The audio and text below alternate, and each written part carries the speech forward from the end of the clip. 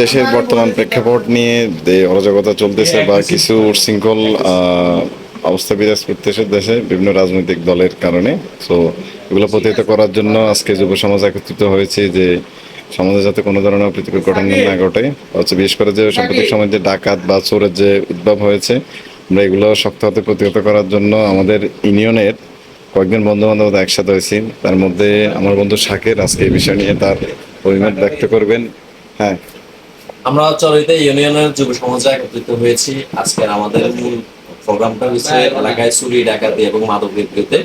যেহেতু রাতের বেলা এখন অনেকেই সুযোগ নিচ্ছে, অনেকের বাড়ি ঘরে হামলা করছে এবং কি চুরি ডাকাতি বেড়ে গেছে। তো আমরা সবাই প্রতিটা ওয়ার্ড ভিত্তিক এখন কমিটি গঠন করে ডাকাতদের প্রতিহত করতে হবে। রাতভর জাগরণ থাকবো আমরা, যেটা আমাদের মা বোনদের কোনো নিরাপত্তার জন্য আমরা সবাই একত্রিত করছি, যেটা এলাকায় কোনো অরাজকতা সৃষ্টি না হয় সেই হিসেবে সবাই এখানে উপস্থিত হয়েছি।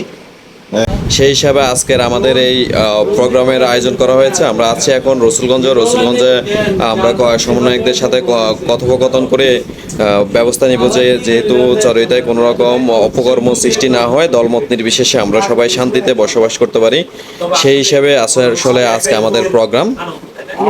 আসলে সাম্প্রতিক দেশের রাজনৈতিক অস্থিরতা নিয়ে তৃতীয় একটা পক্ষ চাচ্ছে দেশে নৈরাজ্য সৃষ্টি করতে আর কি, বিভিন্ন রাজনৈতিক দলের ব্যানারে। তো আমরা যুব সমাজের উদ্যোগে চাচ্ছি যে এইসব অপ্রীতিকর ঘটনা, বিশেষ করে এই যে চুরি ডাকাতি, এগুলা মানে প্রতিহত করতে আজকে আমরা সবাই এখানে একতাবদ্ধ হয়েছি। আর হচ্ছে আমাদের রাতভর সরিতে ইউনিয়নের বিভিন্ন জায়গায় বিভিন্ন পয়েন্টে আমরা থাকবো ডাকাত প্রতিরোধে। আমার বন্ধু আশিক, সে শুধু ঢাকা থেকে আসছে আমরা যাতে এই কাজে অংশগ্রহণ করার জন্য। এখন আশিকের অভিমত মানে মতামত আমরা জানতে চাচ্ছি। আসসালামু আলাইকুম রহমতুল্লাহ।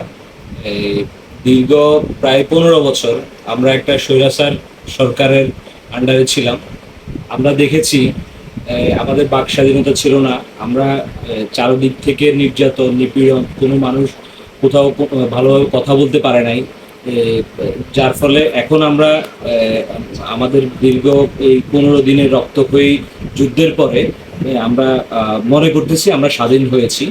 তো আমাদের এই স্বাধীনতার পরেও অনেকে আবার নতুন করে অপ্রীতিকর অনেক ধরনের ঘটনা আমরা শুনতে পাচ্ছি। অনেকে হচ্ছে নিরীহ মানুষকে নির্যাতন করতেছে।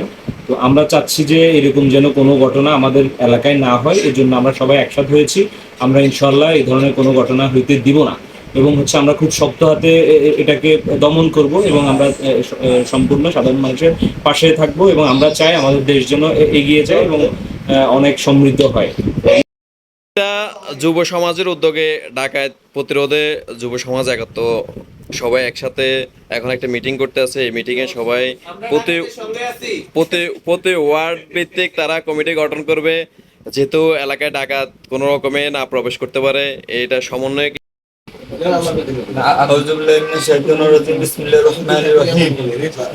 দীর্ঘ 17 বছর পর ফ্যাসিবাদ সরকার থেকে আমরা আমাদের দেশকে, আমাদের ছাত্র সমাজ তাদের রক্তক্ষয়ী জীবনের বিনিময়ে আমরা আমাদের স্বাধীনতা অর্জন করেছি। এই স্বাধীনতাকে অর্জনের পরও আমাদের সমাজের কিছু সংখ্যক অপ্রীতিকর অসভ্য জাতি আমাদের সমাজে যেন কোনো রকম বিশৃঙ্খলা সৃষ্টি না করতে পারে, এই জন্য আমরা আমাদের চরুইতা 4 নং চরুইতা ইউনিয়নের যুব সমাজ একমত পোষণ করছে যে আমাদের এলাকায় কোনো অপ্রীতিকর ঘটনা আমরা করতে দিব না এবং আমরা এটাকে শক্ত হাতে প্রতিহত করব। এখন কথা বলবেন আমাদের মাহফুজ ভাই, বলেন। বিসমিল্লাহির রহমানির রহিম। আসলে আমরা ছাত্র আন্দোলনের মাধ্যমে অনেকভাবে নির্যাতিত হয়েছি এবং লক্ষ্মীপুর আন্দোলনটা আমি স্বয়ং সম্পূর্ণভাবে উপস্থিত ছিলাম। ওইখানে আমার ভাইদের রক্তের জন্য আজকে আমরা এই স্বাধীনতা পেয়েছি। কিন্তু কিছু সংখ্যক লোক এখন অরাজকতা সৃষ্টি করছে। আমরা এটার সম্পূর্ণ বিপক্ষে, আমরা কখনো এটার পক্ষে ছিলাম না। আজকে যেভাবে অরাজকতা সৃষ্টি হচ্ছে এটার জন্য কখনোই আমরা প্রস্তুত ছিলাম না। আমরা সেদিন আমার ভাই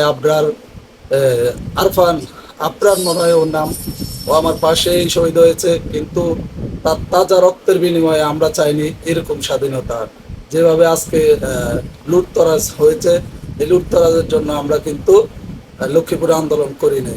এখন আমরা আমাদের এই ইউনিয়নটা যাতে সুন্দর হয়, সুশৃঙ্খল হয়। এই জন্যই কিন্তু আমরা আজকে আমাদের বন্ধুরা ভাই বারাদার সবাই আমরা একত্রিত হয়েছি। আমরা চাচ্ছি হচ্ছে ডাকাত দলের হাত থেকে আমাদের চরইতাকে নিরাপদে রাখতে সবাই আমাদের জন্য দোয়া করবেন, আর আমাদের ছাত্র সমাজের জন্য দোয়া করবেন। আমরা যাতে সুশৃঙ্খলভাবে এই চরইতাটাকে সুন্দর একটা পরিবেশ সৃষ্টি করতে পারি এবং সবাইকে আমরা নিরাপত্তা দিতে পারি।